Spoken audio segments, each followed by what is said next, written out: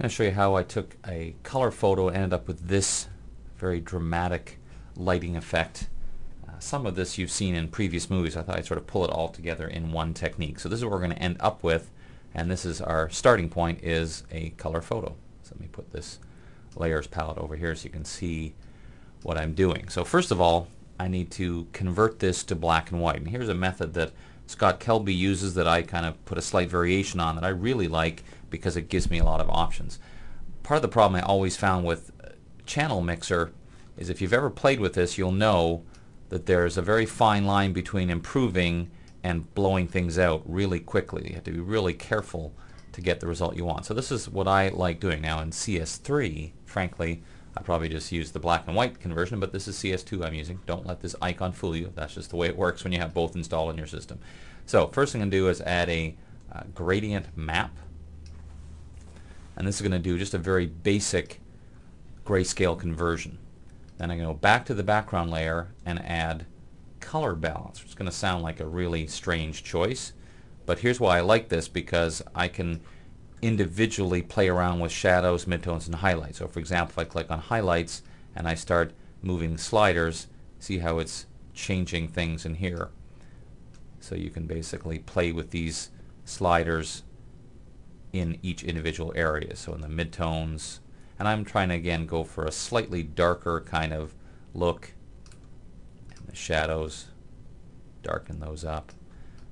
So you see, because I have the gradient map first and this underneath, because of course if I only had color balance I would be adjusting the colors. In fact, let me show you. If I were to click OK and not have the gradient map, I'd have a very weird looking color photo, but because of the gradient map on top, it gives me that nice combination that I like.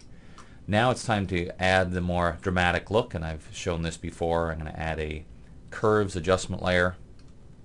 I'm going to drag this side way down and even bring this in a little bit too, to create this very dramatic black effect, something like that. Now I'm on the layer mask. I'm going to move this out of the way so I can see what I'm doing, and I'm just going to paint. In fact, I'll do it this way. It'll be even easier. I'll just make a big selection. I'm just going to use my lasso tool to do a very rough selection, something like that. Rather than guess how much to feather, here's what I'm going to do instead. I'm just going to fill with black. So my black is my foreground color. Option delete or alt backspace will fill, and I'll deselect and I'll get a very bad looking thing. Here's what my layer mask looks like now. But now what I can do is apply blur to that. So now this is kind of like getting a live preview. So I can move this around, decide I want it to be a pretty vague, rough border or something. I should say very transitional borders. The word I was trying to say, not rough. So I'm liking the way that looks, but I still want it to be even more dramatic in certain areas, and often in the case like this, the simplest way would be to just add a new layer, which I'll fill with black. Of course, it'll temporarily cover everything. I'll hide that so I can once again make a very rough selection. So I'm just selecting those areas. Once again, I can just feather this. In this case, same kind of amount. Go back and hide this, show this, and just hit the delete key to punch that out. Now that's a little bit too much, so I'm just going to lower the opacity so it kind of blends back in. I want to still see a little bit of those shadows, something like this.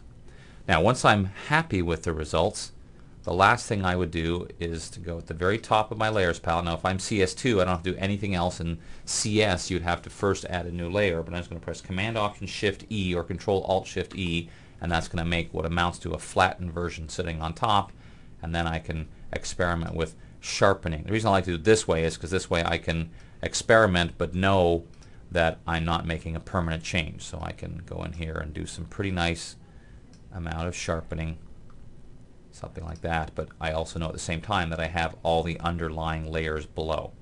So there you go, a quick little technique, but I think I like the look of this to go from, all I'm going to do is hide every other layer. Here's my original color photo, and here's the finished one, or almost finished one. Check it out, try it yourself. And of course, as an added bonus, these are adjustment layers, so you can easily apply those to other photos and get some pretty cool effects. I like that.